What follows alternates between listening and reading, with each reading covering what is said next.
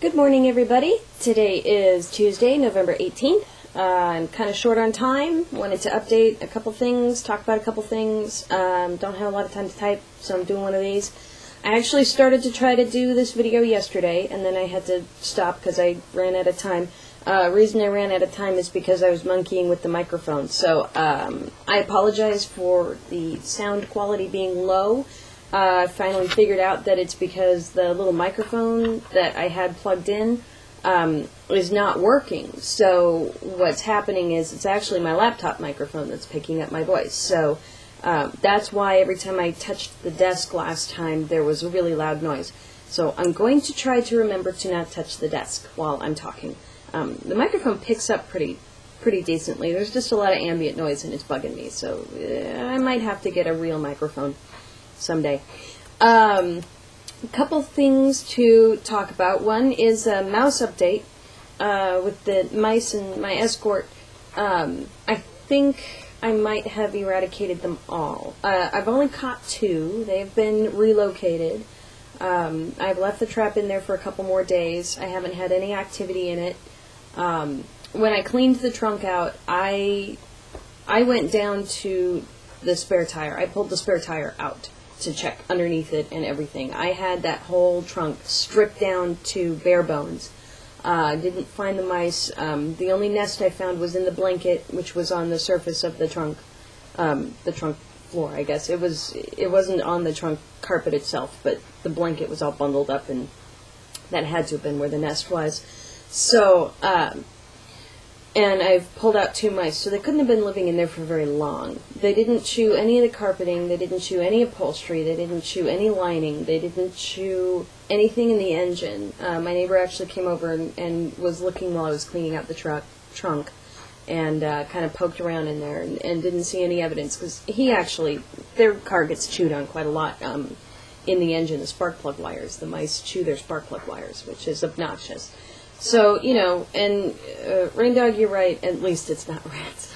I don't think rats could wind their way up into the car anyway, really. I mean, I could see rats getting into the engine, but I don't think they could get all the way into the trunk. But anyway, I think my car has been cleaned. Is mouse free now, hopefully. So I'm leaving the trap in there until we sell it. But yeah, so that's the update on that. So that's good news.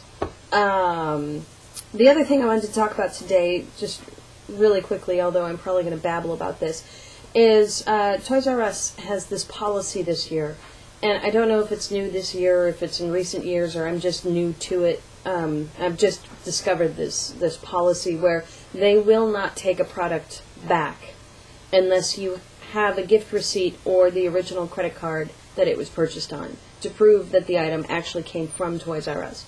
Regardless of whether or not they sell the item, they need proof that it came from them. This surprised me because the reason I discovered this is because Gail, we had our family party on her birthday. They came over for dinner and we opened the family presents. And then a couple days later was her birthday party with her friends at 321 Bounce. And when we did that, she got a duplicate gift.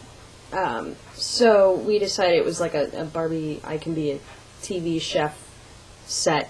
And it's a brilliant gift for her because she watches Food Network all the time. So she really, she plays in her play kitchen and does little, TV shows in her play kitchen with her animals watching. It's very cute. So it was a brilliant gift for her, but she got it twice, and she really 2 whole brand new, exactly the same kitchen sets is kind of a bit much. So we figured, she could bring it back to the store. Target's more convenient, but she wanted to exchange it for doll clothes for her American Girl doll. And for those who don't know, American Girl dolls are 18 inches tall. They come from New York. They are only available through the catalog or online. You can't find them in stores. And that goes for their accessories, too. They're really good construction on these dolls. They're a bit on the pricey side, but they are constructed very well. They are high quality. And the clothing that they have is, from what I've seen, very good quality. Very good construction. They'll last a long time. But the outfits are like $20, $25 a piece for doll clothes. And I'm kind of squeamish about buying that. And I know there's, like, people are making these doll clothes on Etsy. Anything 18-inch will fit these dolls. So I figured Toys R Us, from what I saw online, has a large selection of 18-inch doll clothes. Why don't we go there? That way she has stuff to choose from. She can pick things, and she'll get a little bit more for her money, because the outfits are about half the price. Might not be that high quality, but she actually is pretty gentle on her toys. So I think it'll last a good while anyway. So we go there, and they won't take the gift back because we don't have a gift receipt. And it was like we kind of went out of our way to go there, and we ended up walking through the store, and I figured, if they won't take it back, then she pick something, and then I'll take it back to Target some other day and just get laundry soap or whatever else I might need. But I was trying to figure out why this policy is in place, because it's coming across to me as sort of bad customer service, because one thought that I had was, okay, well, they don't want you to buy something on sale and then bring it back when it's no longer on sale and say, gee, I don't have the receipt, but I need to bring this back. But other stores, to go around that, have a policy where if you don't have the receipt or the original credit card, then all they can give you back is store credit for the sale price of the item. So that's one way to deal with that situation. Another thought is, they don't want you to go to, if their prices are higher, which from what I've seen, their prices seem to be higher than other places. If they don't want you to go to Target and buy something for $15 and then bring it to Toys R Us and return it for $20. Because then the store's, in theory, out the $5. And that was one of the other thoughts, but then I thought, no, because if the product is brand new and still in the package and all completely fine, and it's just being exchanged, they can take it and put it on the shelf and sell it. So the store is not going to be out any money at all.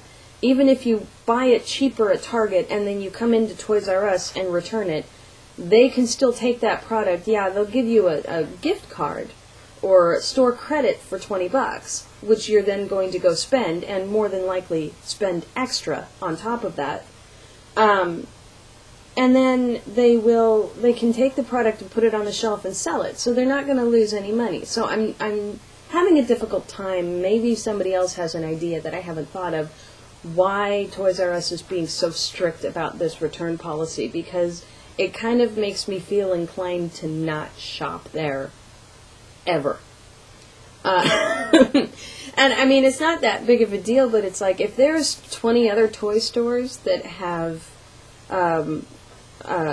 better customer service, I'm going to go to the 20 other toy stores before I go back to Toys R Us, regardless of their selection, by the way, not very good on doll clothes.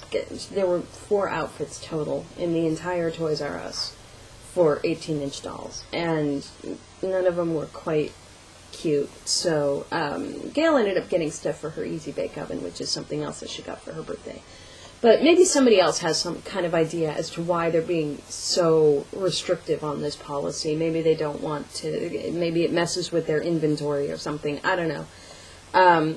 But I find it a little bit obnoxious, and it kind of makes me inclined to gravitate towards other places to purchase items rather than going to Toys R Us.